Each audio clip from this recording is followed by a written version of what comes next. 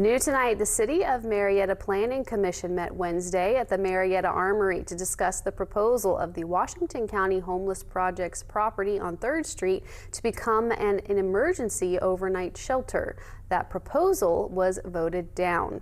In the audience, those that were for the house to be an overnight shelter said there is not a place for this kind of shelter in the city, and overnight shelter is needed to care for the homeless. Those who were opposed said the location on 3rd Street was not in the right location due to the safety of businesses and not having a plan to check for any homeless that have any sex or drug offenses. The treasurer of the Homeless Project, Bozian, said the project will look at their options on how the organization can proceed after this decision.